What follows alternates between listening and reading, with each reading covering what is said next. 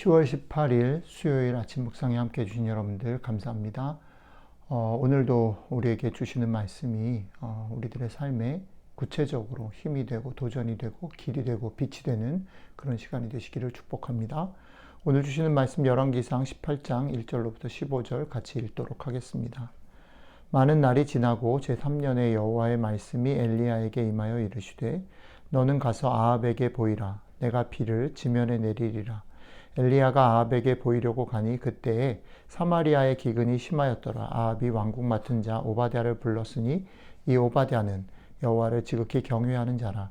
이세벨이 여호와의 선지자들을 멸할 때에 오바댜가 선지자 100명을 가지고 50명씩 굴에 숨기고 떡과 물을 먹였더라.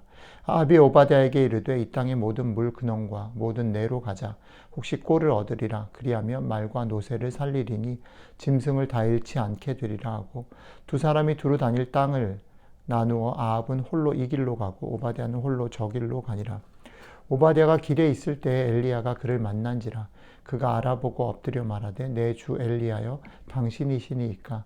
그가 그에게 대답하되 그러하다 가서 내 주에게 말하기를 엘리야가 여기 있다 하라. 이르되 내가 무슨 죄를 범하였기에 당신이 당신의 종을 아합의 손에 넘겨 죽이게 하려 하시나이까.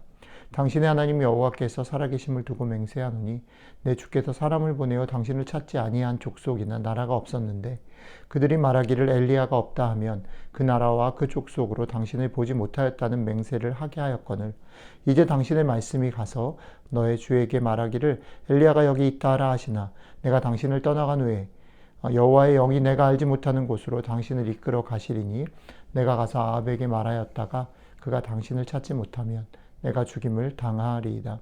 당신의 종은 어려서부터 여호와를 경외하는 자라. 이세벨이 여호와의 선지자들을 죽일 때에 내가 여호와의 선지자 중에 100명을 50명씩 굴에 숨기고 떡과 물로 먹인 일이 내 주에게 들리지 아니하였나이까. 이제 당신의 말씀이 가서 내 주에게 말하기를 엘리야가 여기 있다 하라 하시니 그리하면 그가 나를 죽이리이다. 엘리야가 이르되 내가 섬기는 만군의 여호와께서 살아계심을 두고 맹세하노니 내가 오늘 아합에게 보이리라. 아멘. 시간이 또 좀 흘렀고요. 이제 하나님께서 가뭄을 그치게 하시겠다 말씀하십니다. 이제 엘리야는 아합의 눈을 피해서 숨어있던 곳에서 일어나서 이제 아합에게 나타나 가뭄이 그칠 것에 대해서 말을 해야 할 그런 때가 되었습니다. 하나님의 사람은 적극적으로 피하거나 저항하는 자리에 엘리야처럼 있을 수도 있지만 오늘 등장하는 오바댜 같이 적의 핵심에 있으면서 하나님의 사람을 돕는 자리에 있을 수도 있습니다. 각각의 부르심이 다르고 각각의 역할이 다를 수 있기 때문입니다. 모두 다 엘리야일 수는 없고 모두 다 오바댜일 필요는 없습니다.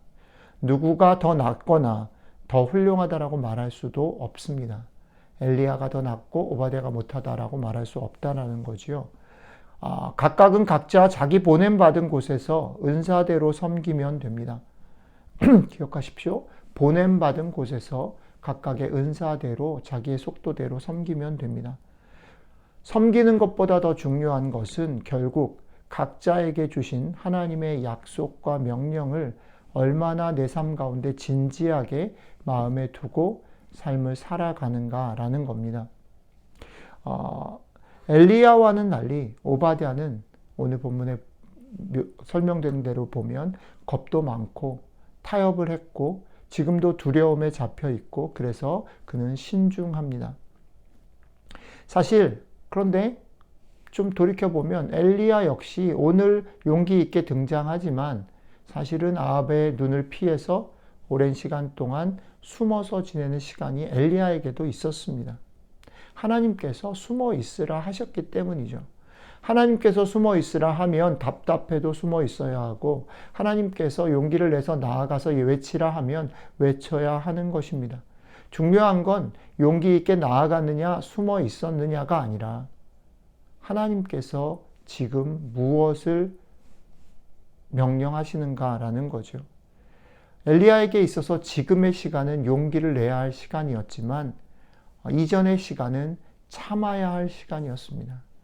그러니까 사람도 은사마다 부르심의 자리가 다를 뿐 아니라 한 사람의 삶에 있어서도 때에 따라서 그 부르심의 자리와 은사는 다를 수 있다는 겁니다.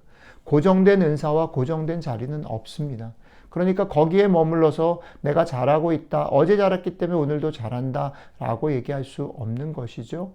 우리는 매일 아침마다 그렇기 때문에 하나님이 우리에게 보내신 자리, 하나님이 우리에게 품고 계신 마음들을 물어야 하고 분별해야 하고, 분별했으면 그것들을 실천해야 하는 것이죠.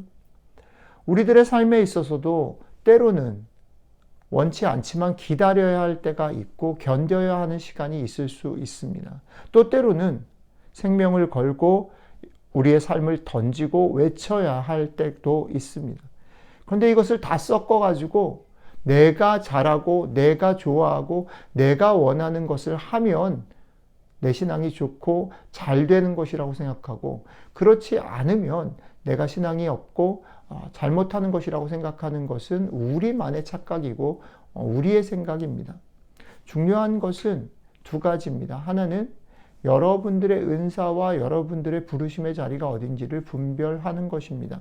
그러니까 다른 사람과 비교하지 말고 여러분들의 부르심의 자리에서 여러분들의 은사대로 섬기셔야 합니다. 그리고 두 번째는 섬기는 것보다 더 중요한 것 무엇입니까? 섬기는 것, 그리고 섬김의 결과들보다 중요한 건 무엇입니까? 그것은 하나님의 마음을 얼마나 읽고 품고 하나님과의 사귐을 통해서 깊어지느냐라는 것입니다. 오늘 하루도 여러분들의 삶이 어떤 시간들일지 성령님의 도우심으로, 성령님께서 주시는 깨달음으로 분별하실 수 있는 삶이 되시기를 축복합니다. 여러분들을 향한 부르심이 무엇이고 여러분들에게 주신 은사와 힘이 무엇인지를 분별하셔서 그것을 가지고 참아야 되면 참고, 견뎌야 되면 견디고, 용기를 내야 되면 용기를 내고, 당당해야 되면 당당한 그런 삶들을 오늘 하루 살아가시게 되기를 주님의 이름으로 축복합니다. 하나님의 부르심이 여러분들을 지키실 것이고, 우리가 믿음으로 우리 주님께서 사람들에게 나아가라 얘기하면 나아가고, 참으라 그러면 참고, 믿음으로 그물을 던지라 하면 그물을 던지고, 믿음으로 조용히 있으라 하면 조용히 있는, 그래서 하나님께서 여러분들의 삶을 이끌어 가시는 것들을 맛보고 누리는 복된 하루가 되시기를 주님의 이름으로 축복합니다. 기도하겠습니다. 사랑이 많으신 하나님, 그렇습니다. 우리들의 삶이 우리의 손에 있지 아니하고 하나님 손에 있음을 다시 한번 기억하고, 하나님이 무엇을, 그리고 하나님이 어디에 우리를 보내셨고 우리에게 은사를 주셨는지를 분별해 낼 수 있도록 우리에게 지혜를 주시면 좋겠습니다.